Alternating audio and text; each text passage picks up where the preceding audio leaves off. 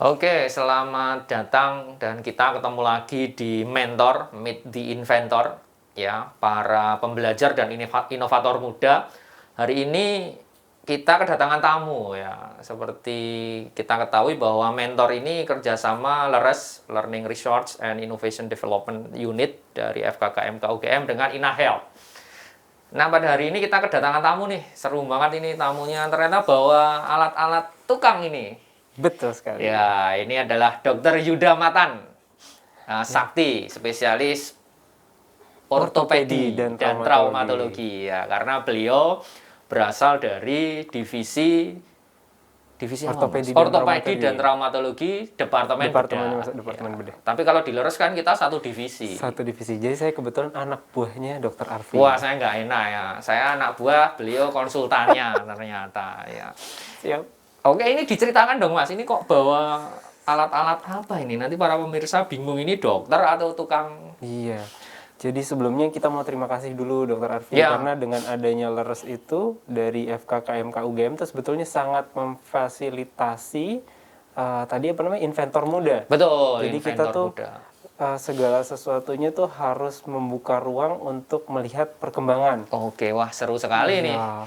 Betul, jadi kalau dulu dikerjakannya teknik tertentu, mungkin 5 tahun, 10 tahun lagi akan berbeda. Dan kita diberi ruang untuk bisa berkembang dan berinovasi. Iya, kuncinya adalah inovasi ternyata. Betul, ya. Jadi membuat sesuatu yang baru, tetapi harus berdasarkan masalah dan dasar pengetahuan yang jelas. Oke, tadi seru loh, LERES itu untuk inventor muda. Betul. Berarti kita masih muda. Tampilan muda, semangat muda. Oke, jangan lihat rambutnya. Rambut saya maksudnya udah banyak ubahnya. Ya. Oke, tadi menarik kalau dari Mas. Oh, tadi ini belum diceritakan. Ini apa? Jadi sebelumnya dari divisi ortopedi dan traumatologi dari Departemen Bedah itu kita banyak mendapatkan gap masalah di mana masalah ini dijadikan sesuatu untuk mengembangkan atau membuat instrumen medis. Wah, sih. Jadi yang kita lihat sekarang di sini tuh instrumen medis yang kita coba kembangkan dengan harapannya bisa untuk aplikasi kepada klinis. Oke. Gitu. Ya. Jadi ini bawa beberapa yang bisa dilihat ini dari vacuum assisted closure. Oke. Terus jadi ini untuk membantu penutupan luka. Namanya adalah vacuum assisted closure. Ya, penutupan kita bilangnya luka. Gamma VAC. Gamma VAC. /Sarjito VAC. Oke, ya, Gamma/Sarjito VAC.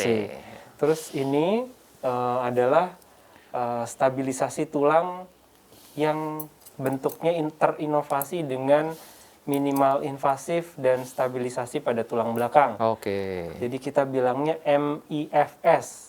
Multiplanar Internal Fixation System. Multiplanar Internal Fixation System. Jadi memang kita tuh buatnya nama-namanya biar sulit. Kenapa, jadi, Mas? Biar terlihat canggih. Oh, seru ini.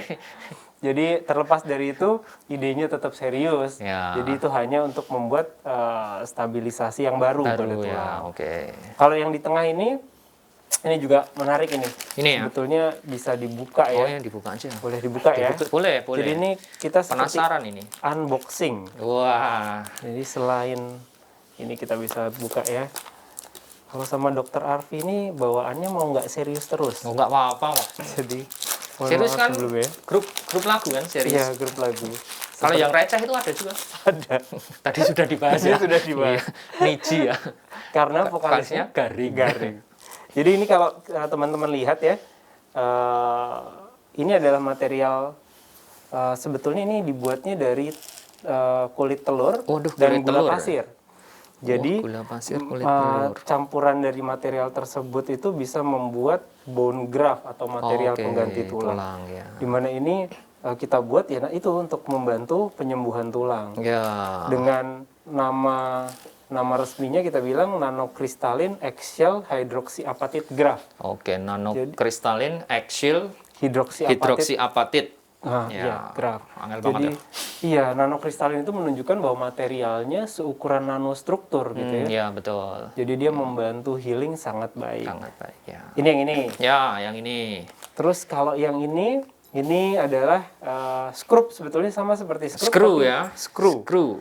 Tapi ini bedanya, skrupnya ini untuk tulang belakang, di mana skrup pada tulang belakang itu dipasangnya di pedicle atau bagian terkuat dari struktur tulang belakang ini. Oke ya, oh ini Jadi kita bilangnya pedicle screw. Oke. Jadi pedicle screw dibuat, terus bedanya apa?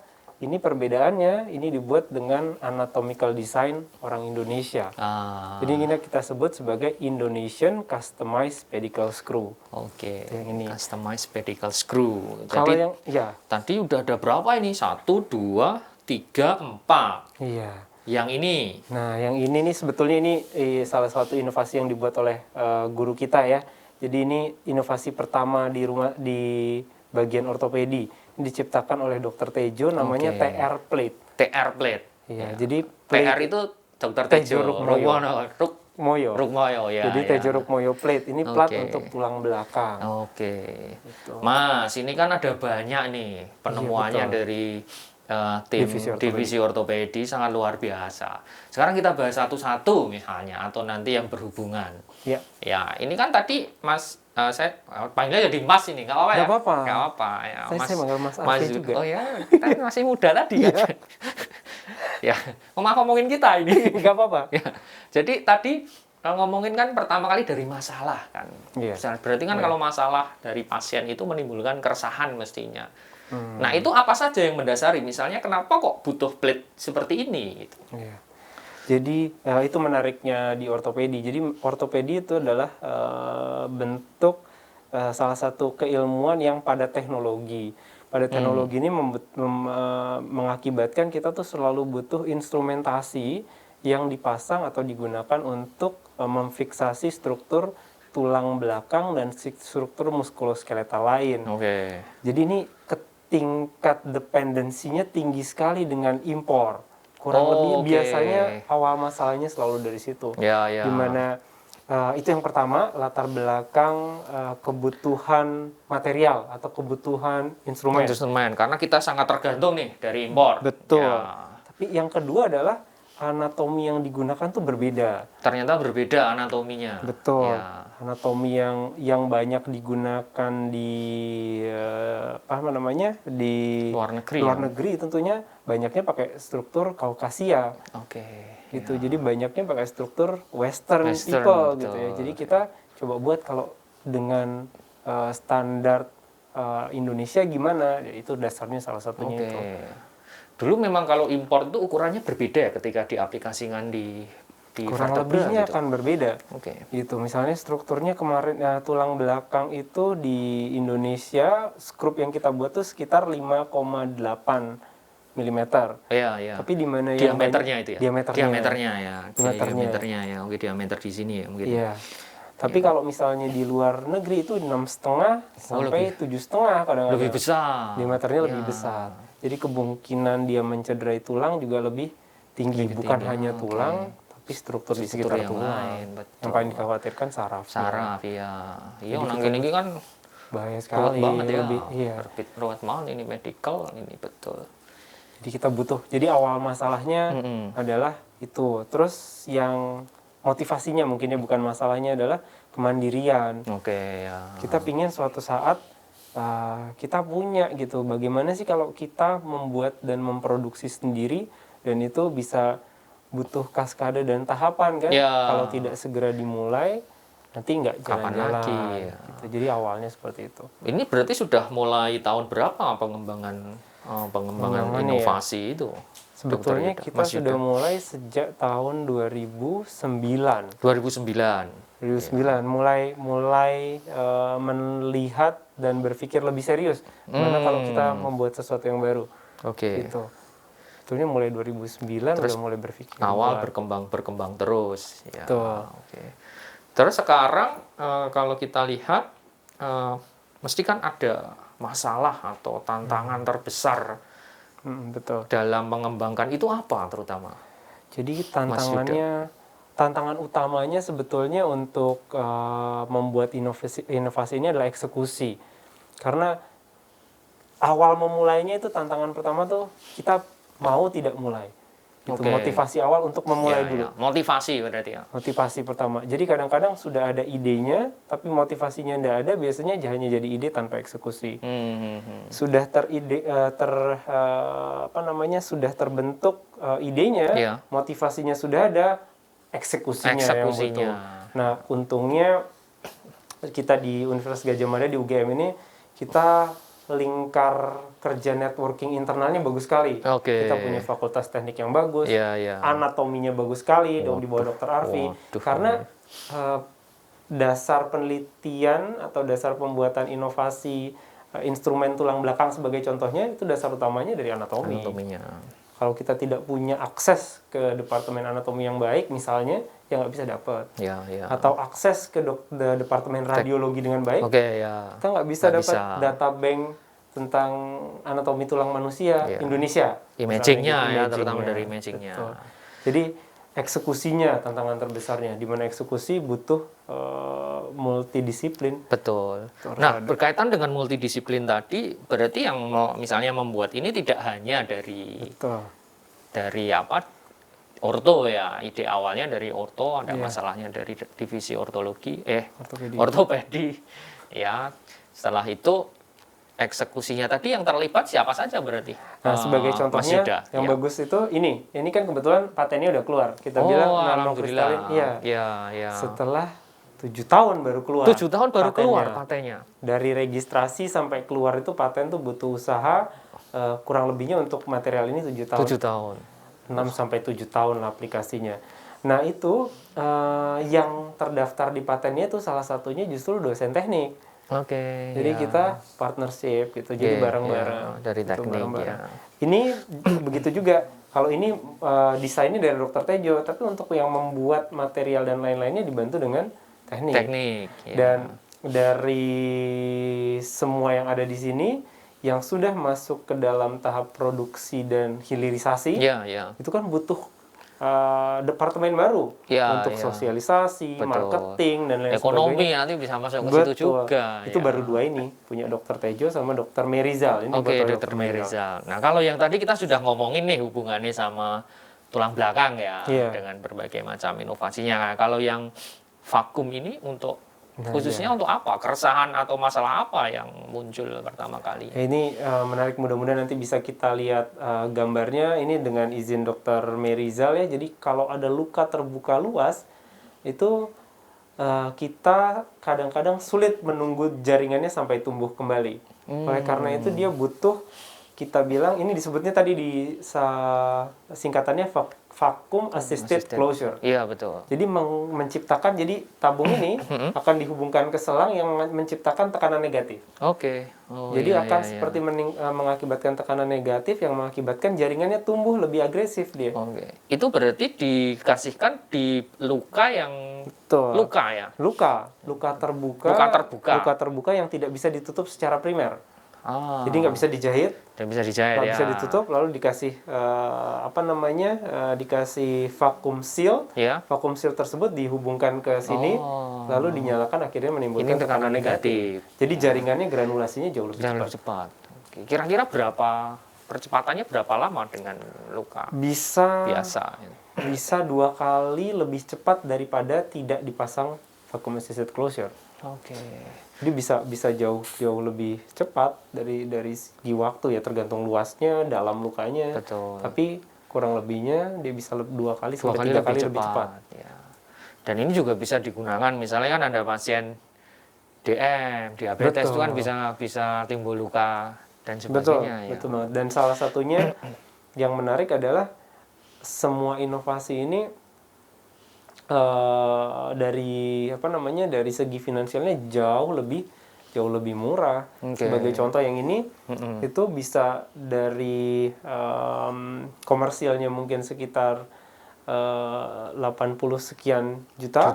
Impor itu yang tadi impor ya. Ini buat hanya sekitar 3 juta. Oh, 3 Jadi juta jauh lawan 30, sekali, 80-an gitu. ya. Iya.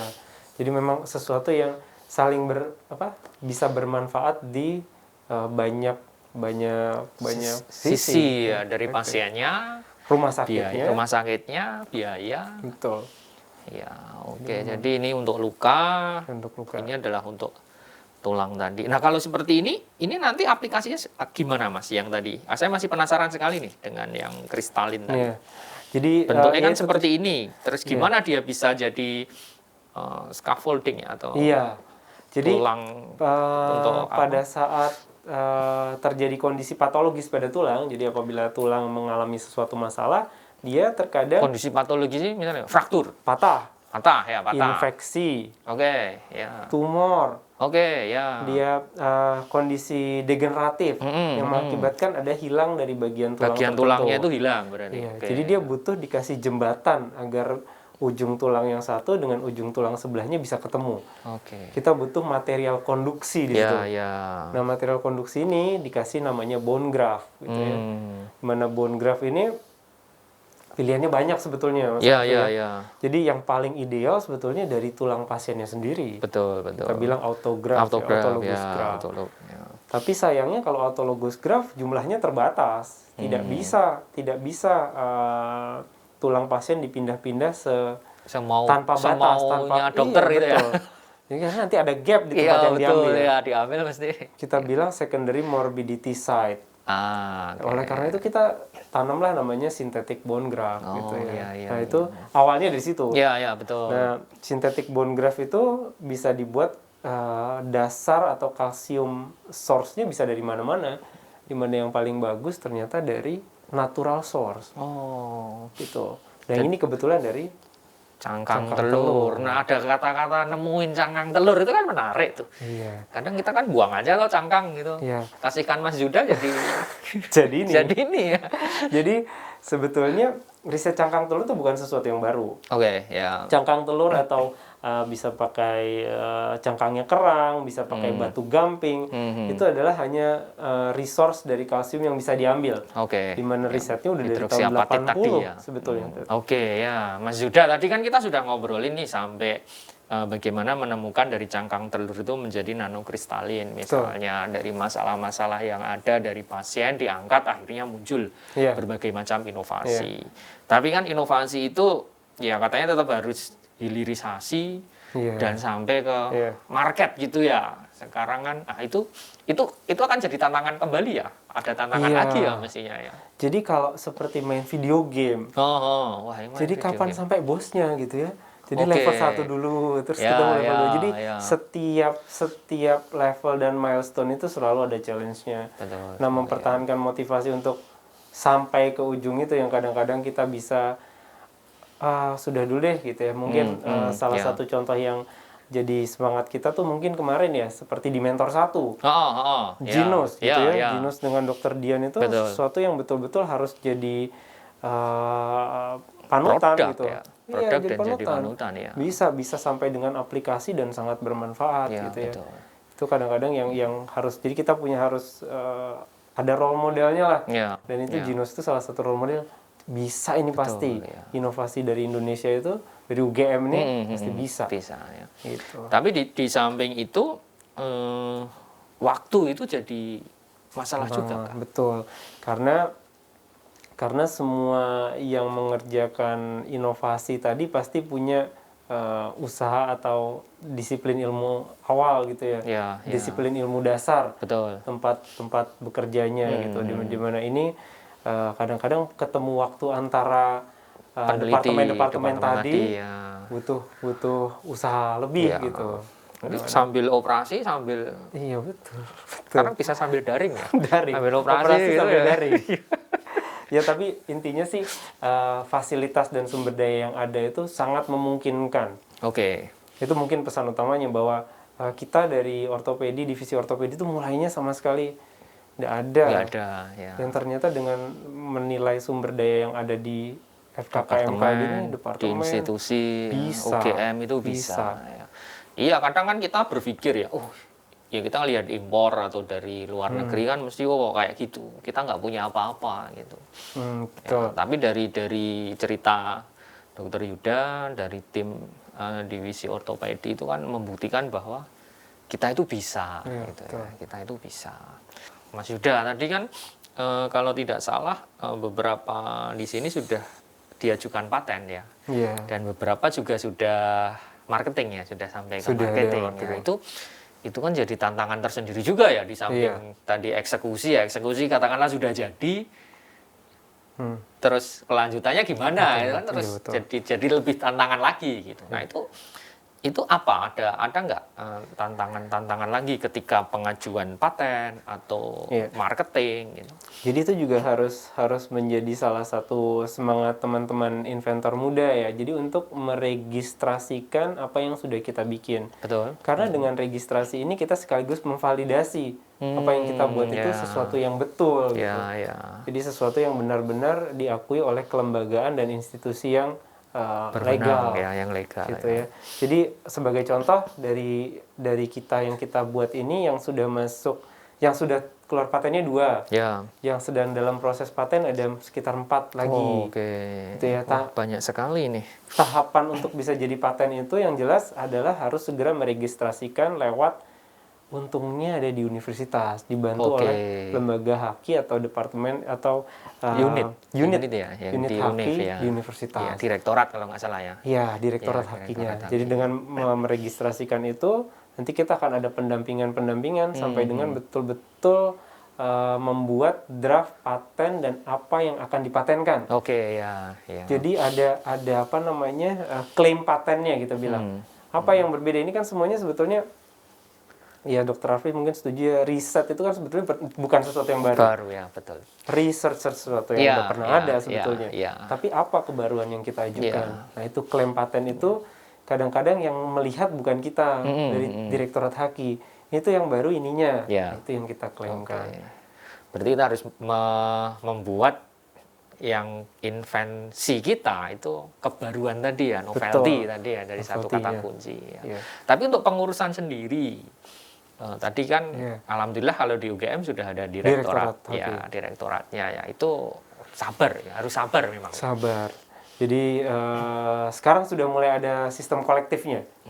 Jadi kalau satu universitas mendaftarkan haki itu bisa secara kolektif didampingi. Jadi kalau zaman kita mengurus itu dulu masih individual. Satu-satu, ya. Jadi nanti akan ada pendampingan dari Direktorat Haki Universitas, lalu akan datang dari hakinya ke sini untuk Oke. mengevaluasi langsung. Ya.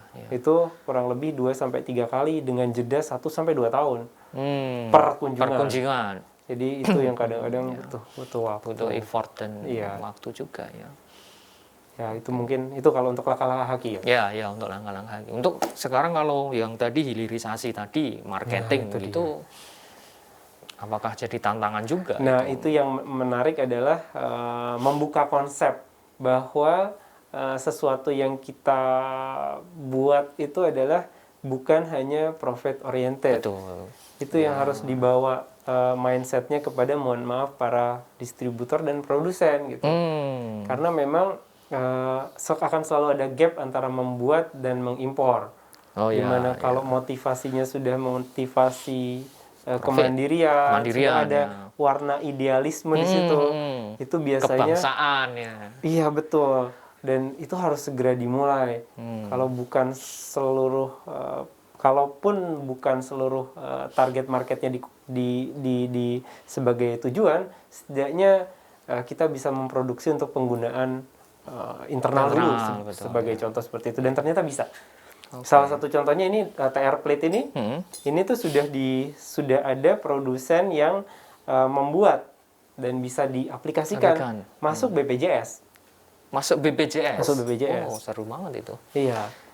Jadi itu salah satunya ya, memang langkah-langkah yang ditempuh butuh proses juga, processing Jadi kalau tanya tadi prosesnya apa? Proses hilirisasi ini membutuhkan business development ke produsen atau distributor instrumen medis. Gitu. Jadi kita harus itu penting juga ya itu ya. Penting juga. Ya. Karena kalau enggak yang megang pasar katakanlah mereka ya yang betul. akan, dan itu butuh pendekatan. Iya. Ya. Butuh forum khusus lah. Betul ya. Siap. Dan mungkin bisa difasilitasi juga nih besok dengan UGM. Bisa sekali. Jadi memang karena kan kita ada departemen ekonomi juga, ada fakultas ekonomi juga, dan itu bisa. Direktorat hilirisasi. Direktorat hilirisasi ya, bisa. di tingkat UGM. Laras mungkin besok Bisa kedepannya mungkin ya. harus ada salah satu wing atau salah satu Yang aspek memang untuk khusus hilirisasi. untuk yang udah Hilirisasi. ngintip-ngintip gini untuk marketing gitu ya, di Betul. blast gitu ya. Betul. Jadi kedokteran ekonomi nanti. Ya. Oke, terima kasih. Wah, ini seru banget ini bincang-bincangnya yang lihat perjuangannya dari teman-teman divisi ortopedi dan traumatologi, Dokter Yuda. Ya. Ini ada nggak harapan nih buat dosen-dosen atau para inventor muda Ya, mungkin yang sedang resah ada masalah gitu. ya tadi ya mungkin harapannya adalah tetap menjaga awareness dan curiosity ya atau Oke, penasaran nih ya. selalu ada masalah untuk kita kembangkan atau kita melihat solusi barunya. Oke. Selalu usahakan untuk melihat dari perspektif yang lain tetapi ke arah pengembangan tetapi yang aplikatif. Oh ya. Itu mungkin teman-teman kebetulan kita di ortopedi itu ada tim khususnya. Kita dibantu ada namanya dokter Zikrina, nanti mungkin suatu saat bisa Oke, diundang. ya siap. Ada Wah. dokter Faza juga itu oke. bisa diundang, maksudnya untuk tahu bahwa kita tuh ada divisi untuk mengembangkan atau menginkubasi ide. Ide, oh wah seru Gitu. ini. Dan Apakah itu aplikatif nggak sih muda ini ya, gitu? muda ya. Mudah. Staf-staf muda Paling ya. nggak dibandingkan daripada kita. Kita ya. Itu mudah. Ya. Gitu. Oke, jadi tadi ya curiosity dan Awareness. pertama Terhadap kali, masalah. ya.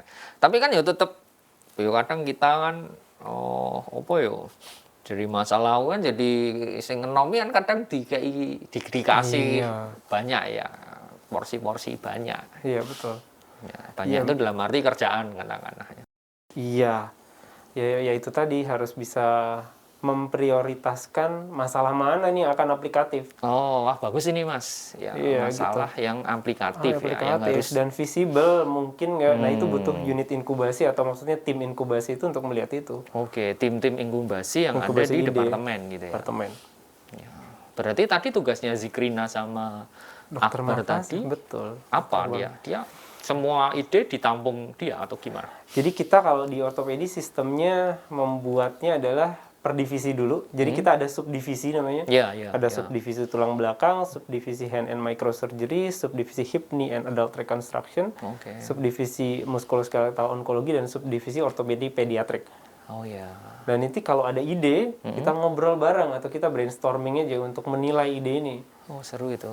Setelah ada idenya didiskusikan, nanti tim ini yang menilai apakah oke. ada sumber daya membuat hal ini dieksekusi.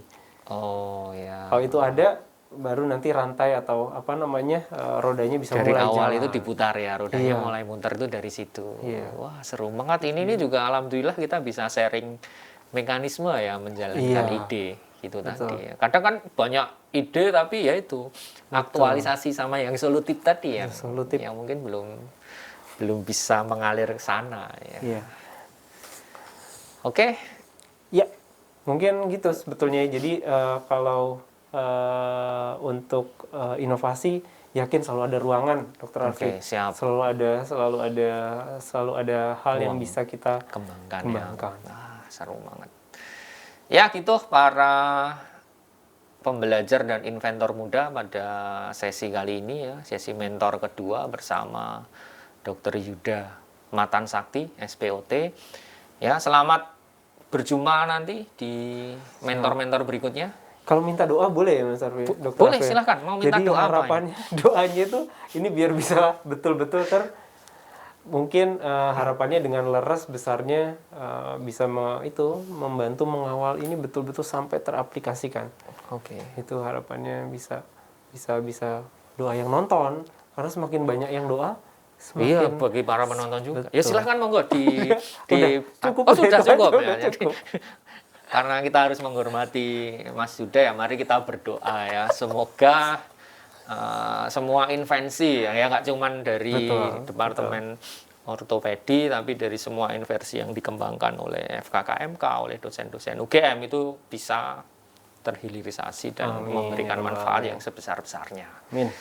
Oke, tadi mungkin sudah gitu saja. Ada tambahan lagi? Sudah, terima kasih Dokter ya. Afrik. Jadi tadi kita sudah berdoa, Siap. tapi kita akan tetap mengingatkan kepada para pemirsa dan para inventor muda untuk tetap jaga jarak, ya, pakai masker, cuci tangan, hindari kerumunan dan kurangi mobilitas. Ya. Salam invensi dan tentu saja salam leres. Assalamualaikum warahmatullahi wabarakatuh.